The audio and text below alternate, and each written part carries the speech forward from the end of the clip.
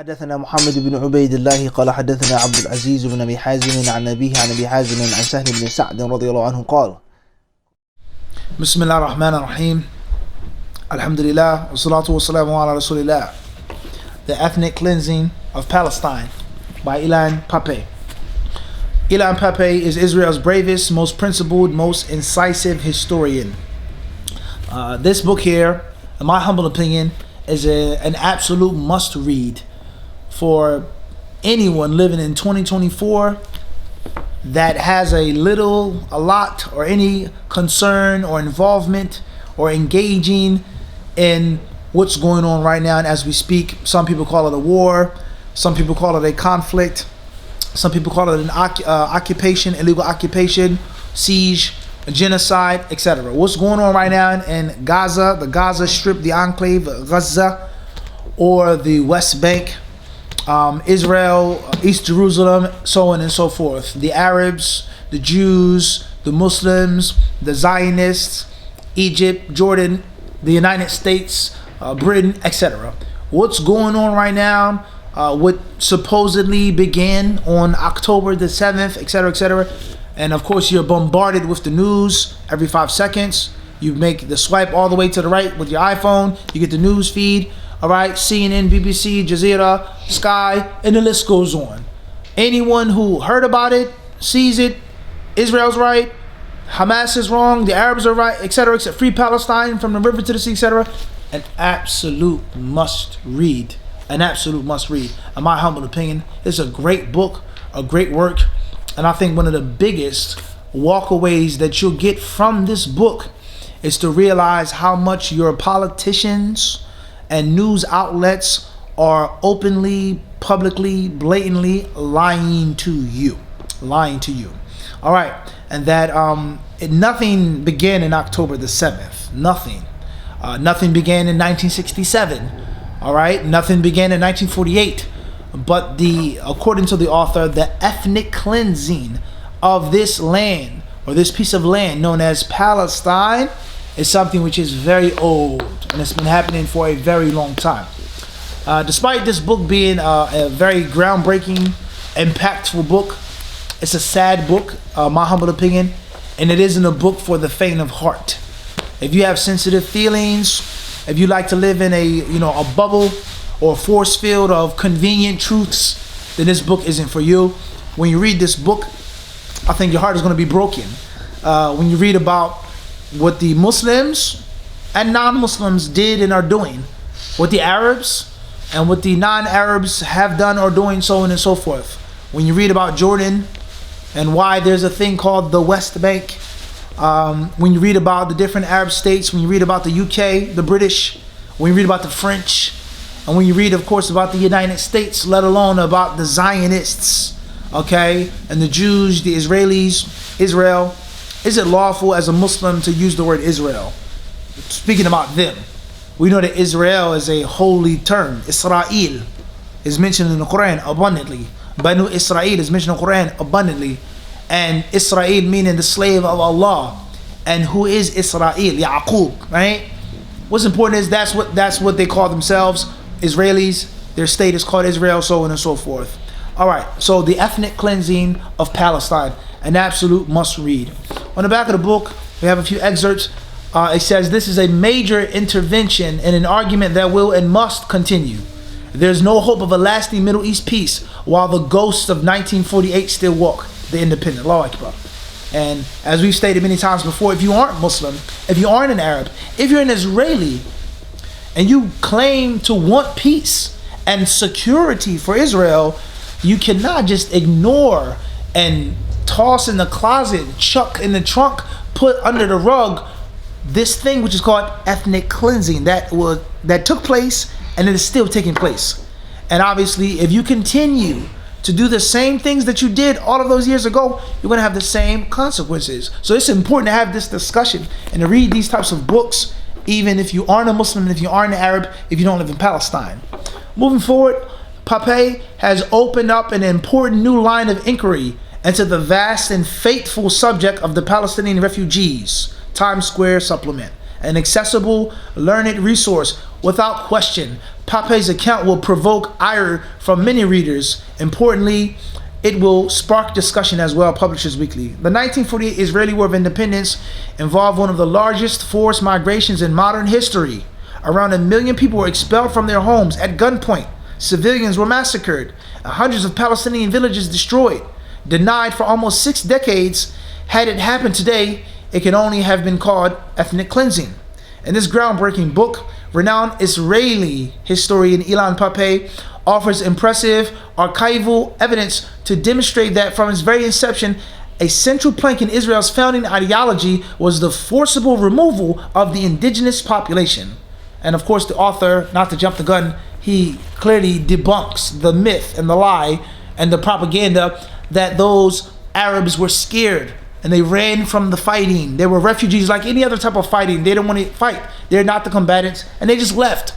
And the peace-loving, civil, moral Israeli heroes and volunteers happened to occupy those abandoned lands and those houses and farms and banks that were left unoccupied. The Israelis just, occupied them.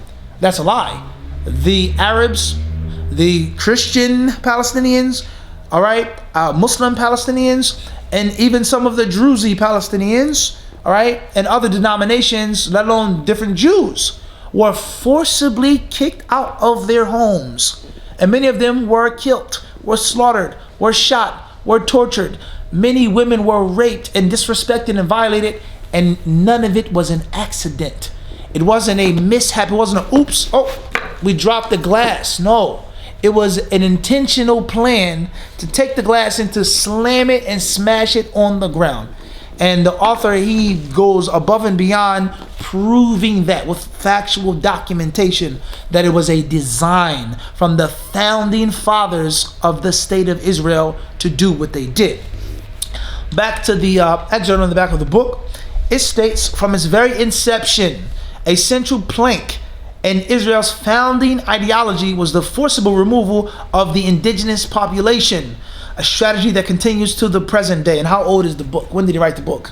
We're in 2024 with the at least 30,000 people that were massacred. Allahu Alam, how many are in the rubble? Over 60,000 people, if not more, injured, wounded, maimed, and the intentional destruction of civilian infrastructure. And the dropping of dumb bombs that are not guided into thick, highly populated areas isn't an accident. Rather, it is strategic. It then states, Dr. Pappe's vivid and timely account sheds new light on the origins and development of the Palestinian-Israel conflict and is indispensable. As I said, a must-read, an absolute must-read, indispensable for anyone interested in the Middle East. And even if you aren't interested in the Middle East, your tax dollars as an American, where are they going? Your son in this army, or he volunteers, why is he being killed? Why is he held hostage? It's important for everybody. Then it says, Ilan Pappe is an Israeli historian and a socialist activist. He is professor of history at the Institute of Arab and Islamic Studies at the College of Social Sciences and International Studies and director of the European Center for Palestinian Studies at the University of Exeter and the author of over a dozen books, including The Biggest Prison on Earth, One World 2017. Pappe was awarded the Middle East Monitor's Lifetime Achievement Award at the 2017 Palestine Book Awards. All right, let's try to get into the table of contents. Of course, there are many more quotes. Ilan Pappe is Israel's bravest and most principled, most incisive historian. Ilan Pappe has written an extraordinary book of profound relevance to the past, present, and future of Israel-Palestinian or Palestine relations. If there is to be real peace in Palestine, Israel, the moral vigor and intellectual clarity of the ethnic cleansing of Palestine will have been a major contributor to it. To the end of those quotes. All right, contents. List of illustrations, maps, and tables, acknowledgments, preface. 1. An alleged ethnic cleansing. Definition of ethnic cleansing as a crime, reconstructing an ethnic cleansing. Number 2. The drive for an exclusively Jewish state. Zionism's ideological motivation, military preparations, the Village Files, Facing the British, 1945 to 1947, David Ben Gurion, the architect. Stop. really quick. So from day one, it was never an intention to have a homeland for scattered Jews that are being oppressed and wronged in the different parts of the world. Europe, North Africa, Iraq, that's a lie. But from day one, the intention of having a solely Jewish state. Is that a bad thing? Is that wrong? But just be honest about it. Don't lie to the people. Okay? And if you look at some of the older recordings, before Israel actually declared its independence, before 1948, before the UN resolutions and the declarations, you listen to some of the early Zionist politicians, and they clearly say, you can watch the videos. The videos are on YouTube. The proof is there. They say when we speak of of Israel, we do not speak of a state that excludes and shows prejudice to different races and creeds. They clearly stated that. There is no Muslim, Jew, Arab. We just wanted our own independent state. That's all. And obviously, we know that that's a lie. And that was a lie from day one. The village files. All right, that's long discussion. We don't have time to talk about that. The different spies and the provocateurs and the informants that they had infiltrating those poor, unsuspecting villages. And it's a historical fact that many of those different Jewish migrants, or some of the Jews that were, happened to be from Palestine, but most cases, 9 out of 10 times, they were migrants coming from Eastern Europe. And how they would take advantage of the Arab hospitality. That an Arab has to show hospitality to anyone who comes. Even if he's a Jew, even if he's a European. Marhaba, come sit. I have a whole camel for you. I have a lamb. I have dates and water, milk. I give you what I give. That's the Arab spirit. So they would take advantage of the hospitality. They would stay there. They would spend the night. And they would spy and sneak around. And these informants would write down every single piece of information about the village. How big it was, its entrance, its exits, does it have security, who was the mukhtar, who was the sheikh of the village, of the tribe, who was the imam, who are the wealthy, affluent people in the village, who are the people who participated in this protest, who happened to kill a Jew, except they would write down everything. And they even explain, it's not a lie, that the village files were so detailed that they had knowledge of everything that was grown in this village.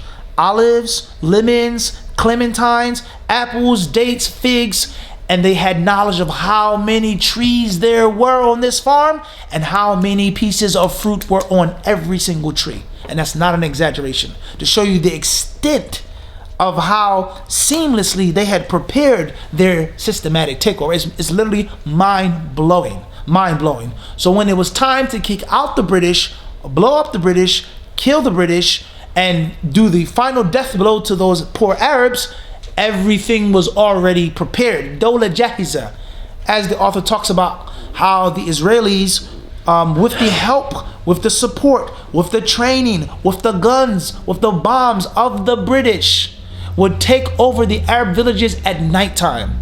And those poor Arab peasant farmers would go to sleep at night and wake up, they'll be kicked out. Or the neighboring village will be taken over. They blew it up, they used the explosives, they lit it on fire, and they kicked the inhabitants out. It was mine. Just imagine the shock of those peasants. Imagine you wake up and the next thing you know, it's gone. They snuck in at night, they made their terror attacks. Not everyone is to be killed. David Ben Gurion clearly expressed. But every single village that we mark off, there has to be one act of terror. That way these Arabs get the message. If you refuse, we will use overwhelming force and violence. This man has to be shot in the head, not a whole village, but at least one of them. This girl has to be raped. This house has to be blown to pieces. And then the rest of them will easily go away and leave those villages. And that's how they took over those villages. All right, so the village files. He talks about how the Israelis fought the British, and that's amazing because today the excuse for killing 30,000 people is Hamas. They're terrorists. They raped women. They burnt people alive. They beheaded babies. They're this, they're that. Hamas. But the Israelis, they're the founders of terrorism in Palestine. And it wasn't just Arabs and Hamas. They used terrorism against the British. The people who gave them the declaration, the people, the Sykes-Picot Agreement, the people who allowed them to give a foot in Palestine, they blew them up. and they used violence when they couldn't get their way. And when the British, after all of their slime and scheming and conniving and their violent, brutal suppression of the Arab revolt, what did they do? The British, they put a cap and a limit on Jewish immigration. And they saw that these gangsters and these terrorist gangs were bringing in too many Jews from Poland and Russia. Too many. And the Jews said, no, we will continue to bring in Jewish migrants. We don't care what you say. And when the British said, no, we're still in control, it's the British mandate, right? Mandatory Palestine. That is when they used terrorism against them. Part 3, partition and destruction. UN Resolution 181 and its impact. Palestine's population, the UN's partition plan, the Arab and Palestinian positions, the Jewish reaction. The consultancy begins its work. We don't have time to discuss the disastrous decision of the UN to give a small, tiny population of Jews 56% of the country. How does that make any sense? For the people who are a tiny, small, vast minority to take more than half of the land. And why in the world is there a West Bank and Gaza separated and split? It's a long discussion. And if you study the history of the UN and the history of the World League, the before United Nations, etc., you see that there were other disastrous decisions that they made before World War I, World War II, after World War I, after World War II, disastrous decisions that only led to further wars. All right, why did the Arabs fight the Israelis? They say the UN gave them their land. We had our land after 1948 or before 1948. It's their fault they don't have anything. They weren't pleased with the UN partition. Who would be pleased, right? And the list goes on. That's a very long discussion. Number 4, finalizing a master plan. The methodology of cleansing, changing mood in the consultancy form, from retaliation to intimidation. December 1947, early actions. He establishes that they were taking villages, committing atrocities before 1948. And that's a lie. That they had no choice but to fight once the Arabs refused the UN's resolution. That's a lie. They were killing, they were murdering, they were raping, they were destroying before 1948. January 1948, farewell to retaliation. The long seminar, 31 December to 2nd January, February 1948, shock and awe. March, putting the finishing touches to the blueprint. Chapter 5. The blueprint for ethnic cleansing, Plan Dalit. Operation Nakhshan, the first Plan Dalit operation, the herbicide of Palestine. The cleansing continues, succumbing to a superior power. Arab reactions towards the real war, meaning it was a fake war. And that is the thing that breaks your heart when you realize certain Arab nations never had any intention of helping out the Arabs or their Muslim brothers in Palestine, unfortunately. That they themselves wanted the West Bank. They themselves wanted Jerusalem, and they had made under the table agreements with the Jews, with the Israelis, not to fight them, but only to put on a fake war. وَلَا حَوْلَ وَلَا قُوَّةَ إِلَّا بِاللَّهِ. And that is extremely heartbreaking, especially when people today say we're behind our Palestinian brothers, we love them, we support them. That's a lie. They were sold up the river from back then. Allahul Musta'an. Chapter 6, the phony war and the real war over Palestine, May 1948. The massacre at Tantura, the brigade's trail of blood, campaigns of revenge. Chapter 7, the escalation of the cleansing operations, June to September 1948. The first truce, Operation Palm Tree, in between truces, the truce that wasn't. Chapter 8, completing the job, October 1948 to January 1949. Operation Hiram, Israel's anti-repartition policy, a mini empire in the making. Final cleansing of the South and the East, the massacre and Dawaima. Chapter 9, occupation in its ugly faces, inhuman imprisonment, abuses under occupation, dividing the spoils, desecration of holy sites, entrenching the occupation. Chapter 10, the memoricide of the Nakbah, the reinvention of Palestine, virtual colonialism in the JNF resort parks in Israel. Chapter 11, Nakbah denial and the peace process. In Europe, as we're going to read in some other books, it's a crime, punishable by law, to deny the Holocaust. Not as your opinion. People deny God. You can deny God. You can deny resurrection. You can deny evolution. You can deny that the earth is round, the earth is flat. You're free in all of those things. But you are not free to deny the Holocaust. Yet and still there are people to this very day, Israelis and others, who deny the Nakbah. And they say that that's a big lie. We never stole Palestine.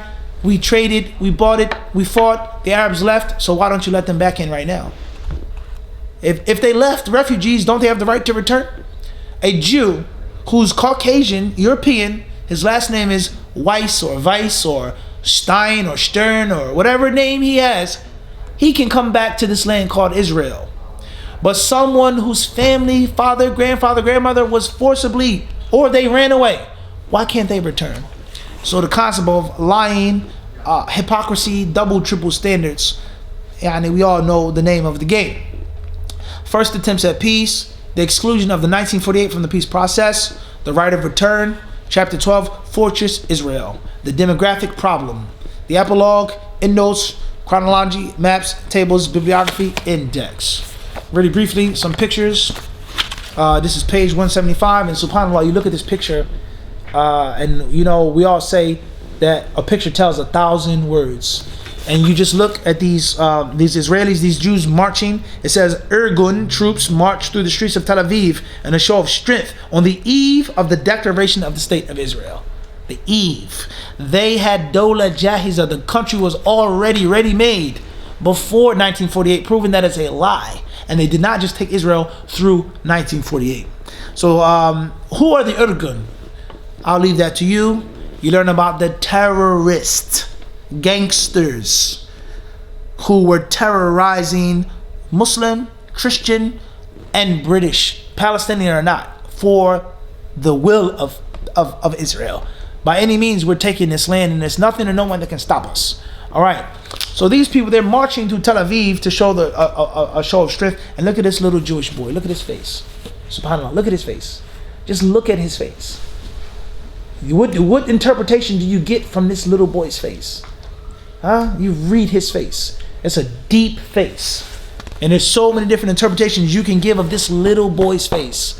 One of the things that I see from immediately is, yes, it's ours. We aren't going anywhere. We deserve it.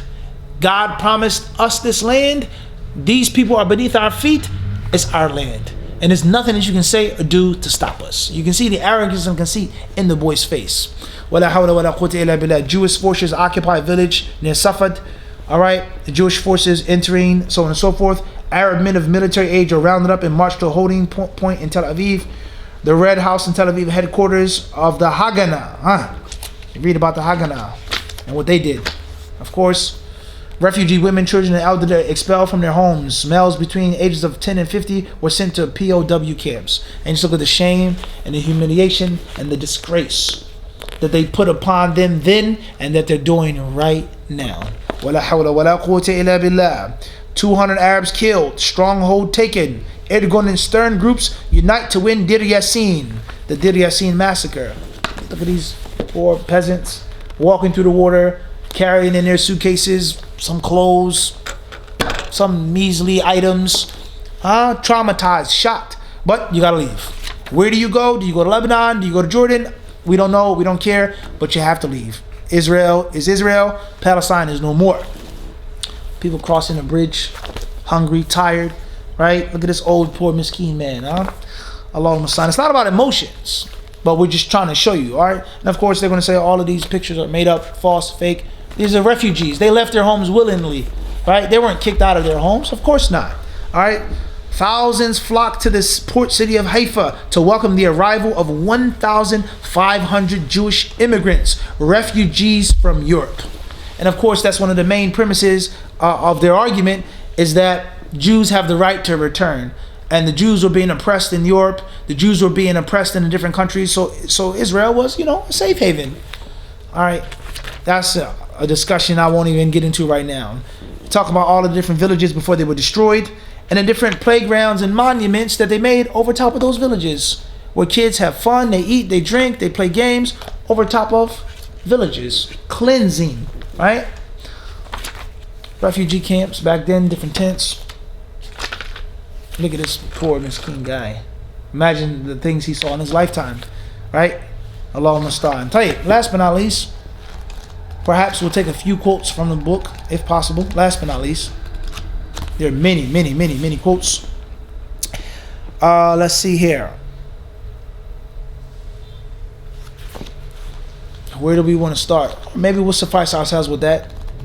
It's not a very long review, but it's some really crazy stuff when you read.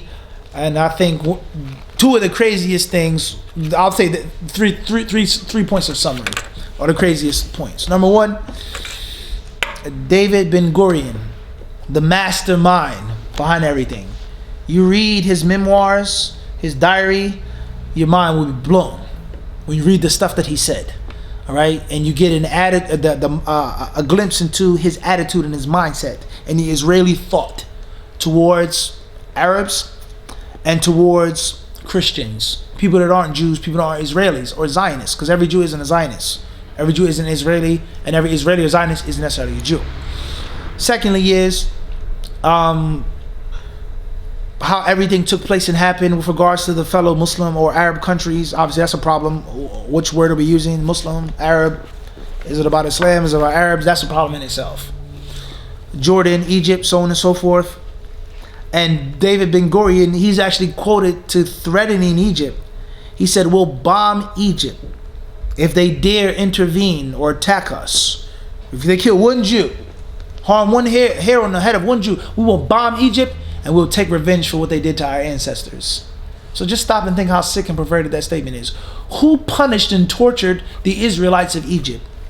Was it the Arabs? Was Pharaoh Arab? Were they Muslim? But it shows you the mindset. And last but not least is our beloved country of the United States. And the people today, my humble opinion, Allah knows best. Of course, politics are for certain people, not for me. Doing the political work, the political fighting, the speaking, the debating, the UN, the ICJ, blah, blah, blah, blah, blah, blah, blah. Not for me. Not for me. We know that it's an utter waste of time when you read and when you learn that the blind, and I quote, blind, absolute blind, total, full support of Israel from the United States, and that they have absolute impunity to do whatever they want militarily, politically, economically, religious. They have a free hand in the game. It's not something new. And if you think that you're going to turn around and change these people today by having this debate and by quoting the international law, this is illegal, this statistic and this fact, then you're a fool.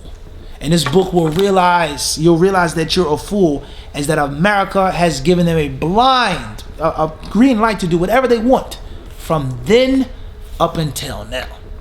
All right, so wake up. Allah subhanahu wa ta'ala surely knows best. A must read, The Ethnic Cleansing of Palestine by Ilan Pappe.